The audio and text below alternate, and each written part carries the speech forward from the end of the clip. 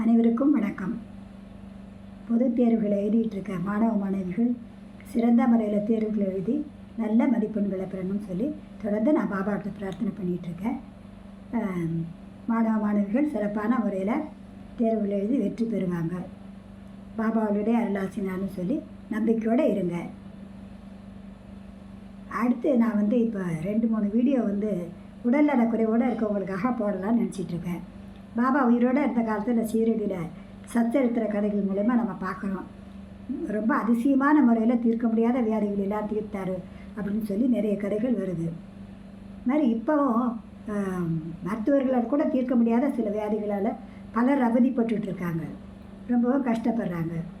அவங்களுக்காக ஏதோ ஒரு அற்புதமான ஒரு பாபா மாதிரி கடவுள்களால் ஒரு அற்புதம் நிகழ்ந்து அவங்களோட நோயெல்லாம் குணப்படுத்திட முடியாதான்னு சொல்லுது. நான் ரொம்ப ஆதங்கத்தோடு பாபாட்ட பிரார்த்தனை பண்ணிகிட்ருக்கேன். அந்த பிரார்த்தனையின் பலன் கிடைக்கணுன்றதுக்காக தான் தொடர்ந்து இந்த மாதிரி கதைகளை உங்களுக்கு சொல்கிறேன்.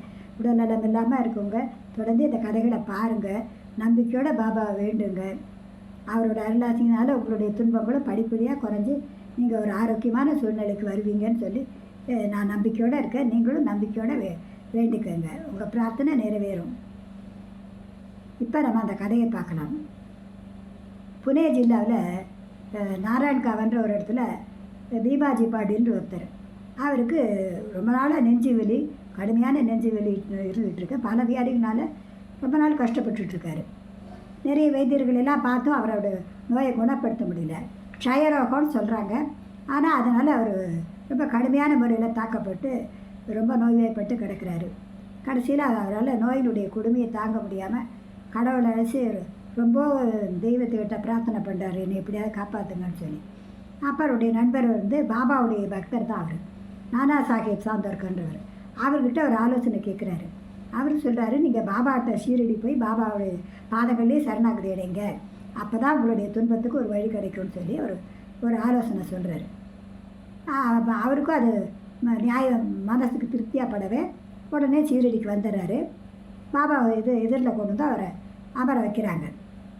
பக்கத்தில் பாபாவுடைய அடிவரான ஷாமாவும் இந்த நானா சாஹேப்ன்றவரும் பக்கத்தில் இருக்கிறாங்க. இவர் உட்கார்ந்த உடனே பாபா கொஞ்சம் நேரம் அவரை பார்க்குறாரு. பார்த்துட்டு சொல்கிறாரு, இவருடைய முன்வினை பயன்களால் தான் அவர் இந்த துன்பத்தை ரொம்ப அனுபவிக்கிறாரு அப்படின்னு சொல்லிட்டு கொஞ்சம் நேரம் அமைதியாக இருக்கிறாரு. அதாவது இதில் எப்படி இவருக்கு வைத்தியம் பண்ணலான்னு அவர் நினைக்கிறாரா இல்லையான்றது அந்த நோயாளியுடைய மனசில் ரொம்ப வருத்தமாக போயிடுது. பாபா ஏன் இப்படி மௌனமாக இருக்காருன்னு தெரியாமல் அவர் கண்ணீர் விட்டு கதறாரு. உங்கள் பாதங்களை நம்பி தான் நான் சரணாகதி அடைஞ்சிட்டேன், என்னை எப்படியாவது காப்பாற்றுங்க அப்படின்னு சொல்லி அழ ஆரம்பிக்கிறார். அதை பார்த்த உடனே பாபாவோட மனசு ரொம்ப கருணையுள்ள மனசு ரொம்ப அவருக்கு உருக்கமாகிடுது. அவர் சொல்கிறாரு, உன்னுடைய துன்பங்களெல்லாம் கவலைகளெல்லாம் தூர ஏறி உன் துன்பங்கள்லாம் ஒரு முடிவுக்கு வந்துருச்சு. எவ்வளோதான் ஒருத்தன் நசுக்கப்பட்டவனாக இருந்தாலும் வேதனைப்பட்டவனாக இருந்தாலும் இந்த மசூதியின் இதில் காலை வச்ச உடனே அவன் மகிழ்ச்சியின் பாதையில் செல்கிறான். அதனால் இங்கே உள்ள பக்ரி ரொம்ப அன்பானவர், உன்னோட வியாதியை குணப்படுத்துவார். எல்லாரையும் அவர் அன்போடையும் ஆசையோடனும் பாதுகாப்பார். இப்படி ஒரு கருணையுள்ள ஒரு நம்பிக்கையோடு சொன்ன ஒரு வார்த்தைகள் சொன்ன பாபாவுடைய வாயிலிருந்து அந்த வார்த்தைகள் உதிர்த்த அந்த தருணத்திலேயே இந்த நோயாளியோட நோய் குணமாக ஆரம்பிச்சிது.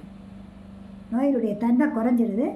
அவர் அவ்வளோ அவஸ்தைப்பட்டு இருந்தார். 5 நிமிஷத்துக்கா ரத்த வாந்தி எடுக்கிறார். அப்போ அவர் எவ்வளோ ஒரு கொடுமையான வேதனையில் இருந்திருப்பாரு யோசிச்சு பாருங்கள்.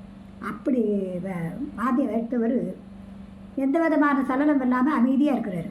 பாபாவுடைய சன்னிதானத்துக்கு வந்தவுடனே அமைதியாக இருக்கார். அவருக்கு எந்த ஒரு சங்கடமும் தெரியல. பாபா இந்த வார்த்தைகளை உதிர்த்தோடனே அவருடைய நோய் குணமாக ஆரம்பிச்சிடுது. அந்த வார்த்தைகளுடைய அற்புதத்தை தான் இதில் நம்ம யோசிக்கணும். ஆச்சரியமாக இருக்குது, எப்படி ஒரு சக்தி அவருடைய வார்த்தைகளுக்கு அப்படி இருக்குன்னு தெரியல.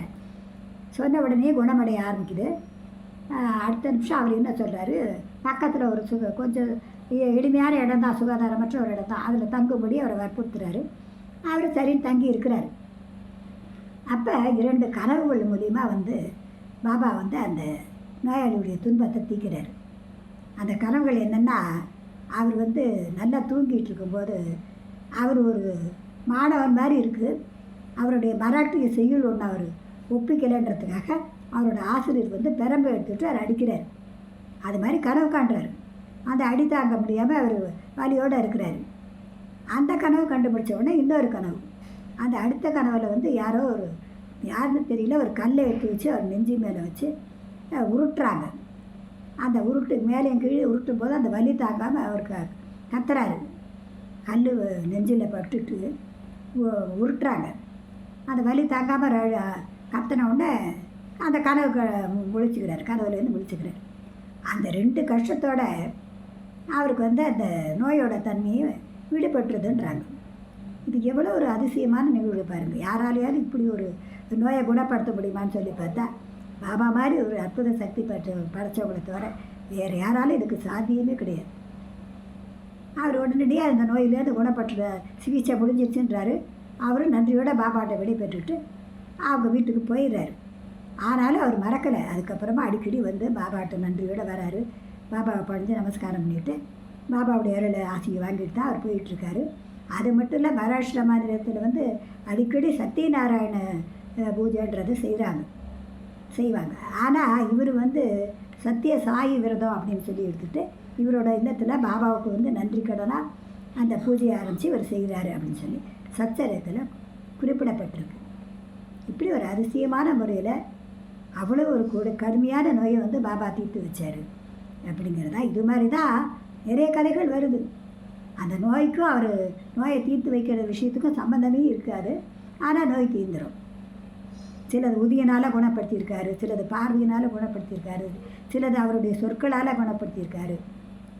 இப்படி அவர் வந்து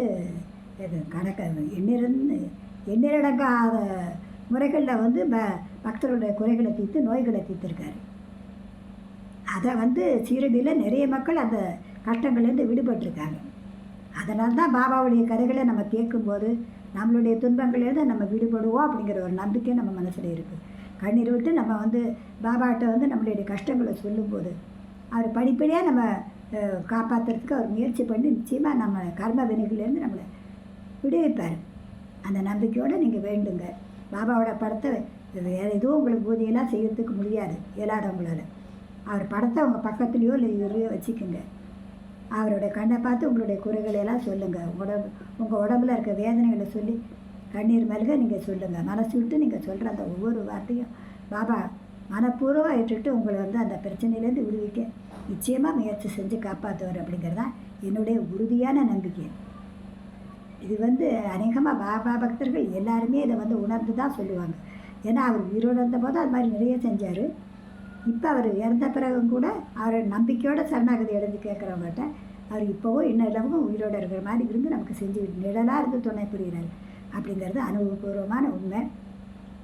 அதனால் நோயிற்றவங்க வந்து இந்த கதைகளை வந்து கொஞ்சம் ஆர்வத்தோடையும் கவனத்தோடையும் கேளுங்க, நம்பிக்கையோடையும் கேளுங்க. நீங்களும் நம்பிக்கையோடு அவங்க பாபாவை படைஞ்சு வேண்டுங்க.